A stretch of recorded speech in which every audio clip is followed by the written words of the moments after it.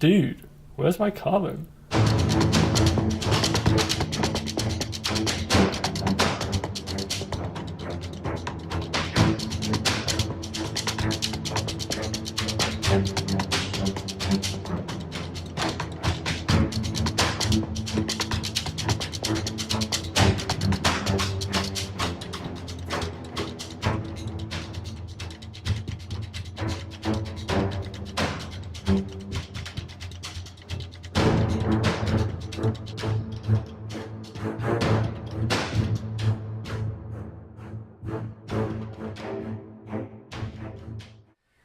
Every year, American University collects data about our greenhouse gas emissions, and we conduct what's called a greenhouse gas inventory. About half of our university emissions at American University come from a combination of air travel and commuting to campus.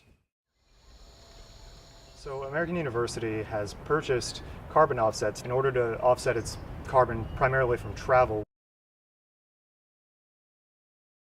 The concept of carbon offsetting is basically to capture carbon in some form and keep it from being re-released into the atmosphere.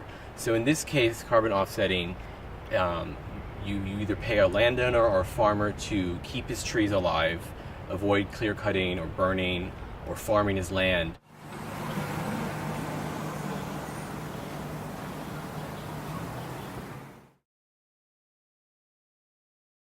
We are working with AU, who buys carbon offsets, and they buy them through a program here in Costa Rica. So we're here to investigate that program, to see how it works, make sure they're doing what they say they're doing, and that these offsets are legitimate for AU. So it's actually the way we stop landowners from either farming or clear cutting their trees is to provide them an incentive. And the most common incentive is obviously a payment. So they get a check every month. It varies on the size of their land, how many trees they have, and they get paid by the organizations that run this kind of conservation area to not cut down their trees. So there's a financial incentive for them as well as a kind of a moral incentive of protecting their biodiversity and the trees as well. So the landowners range on what the reasons that they have for participating, and that's another part of this project, is we want to find out what motivated these landowners into participating in this project. Our deliverable is to give them a recommendation on what to do with their purchasing of these carbon offsets. So basically they've been doing this program for a year, and they need to decide whether they want to renew the program with Pax Natura. Well, the next few days is going to be the meat of the work that we're doing here in Costa Rica, and I expect that the meetings with Fundacor and Fonafifo, which are Costa Rica's government agencies responsible for the payment of environmental services program, through which the Pax Natura program that we're working on will be distributing its payments to landowners who are avoiding deforestation. And I think that the meetings with Fundacor and Fonafifo will enable us to sort of lay the groundwork and give us an idea of how we want to approach the landowners in the following days.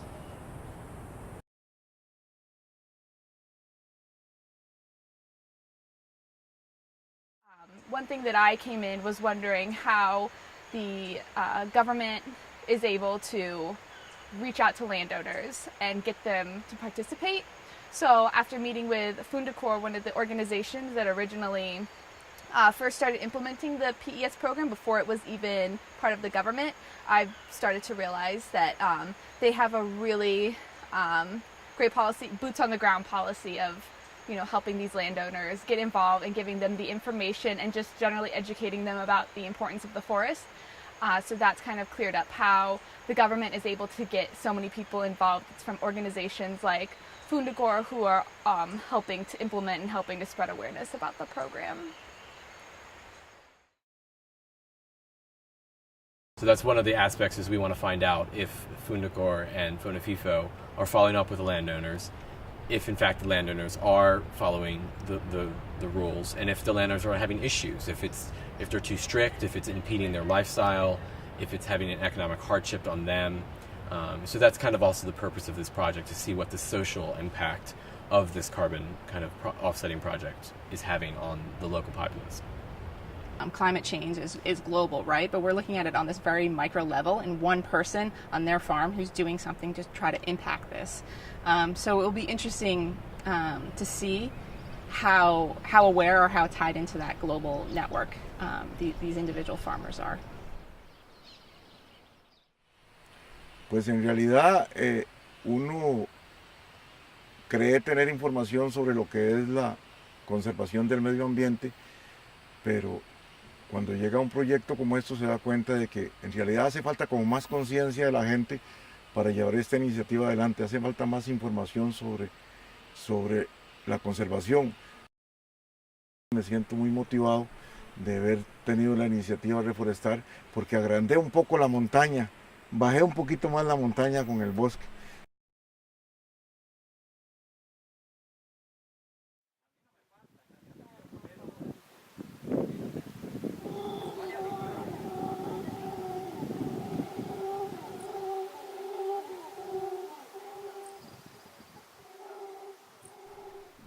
Aquí por la montaña me gusta mucho me gusta mucho lo que es la montaña, bastante, porque como yo me crié casi en montaña, nosotros, eso es lo que me encanta más de aquí.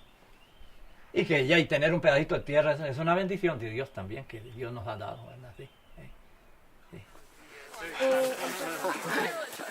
With that money you will be able to make more trails in this side.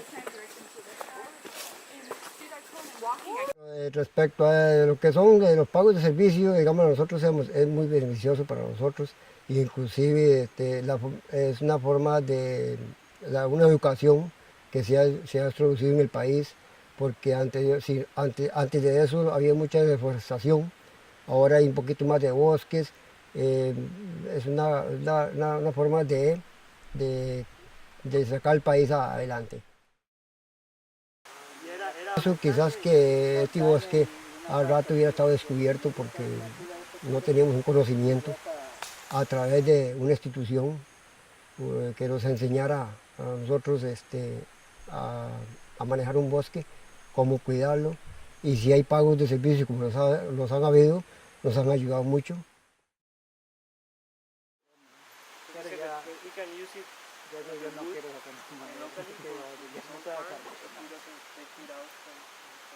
¿Por qué no sacaron las otras matas? Bueno, eso es como decía mi esposo, venta de oxígeno. Venta de oxígeno. Porque ¿qué nos da oxígeno? Los árboles, ¿verdad? Y ya, lo que pasa es que no todos pensamos en cuidar la naturaleza. Ya. ¿Ves? Y yo creo que, como dice el dicho, de chiquitos vamos para grandes. Si nosotros les enseñamos desde pequeñitos a los hijos a cuidar, ellos llegan ya a ser ya adultos y ya saben que ellos tienen que cuidar, ¿verdad?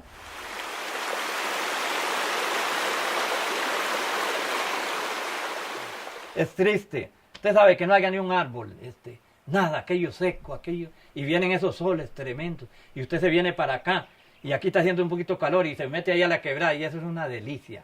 Ahí ese viento, ese aire tan puro, tan limpio, por eso me encanta la montaña. Sí.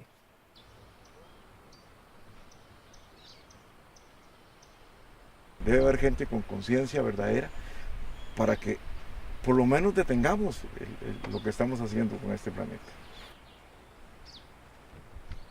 After meeting with the government agencies and the organizations here in Costa Rica, and then also meeting with some of the landowners, I feel a little torn. In one way, things are becoming a lot clearer than they were when we were just reading about all of these issues in DC. And in other ways, they've opened the door and we have a lot more questions that we need to ask. So I would say that things are starting to look clearer, but we're also seeing how some of the things that we assumed in DC, we may need to revisit and nail down before we produce our final product. Having seen firsthand what's happening in Costa Rica, there's a lot of questions because it's not sort of a traditional offset program. However, a lot of the co-benefits that we saw that perhaps don't exist in other offset programs really made me believe that this was something very positive that AU was working on. I believe that climate change and carbon dioxide emissions are one of the biggest problems that we face today in the world. Climate change affects everything from biodiversity, like what we're seeing here in Costa Rica, to water supply. It will pretty much impact every way of life eventually, and it's starting to do that already.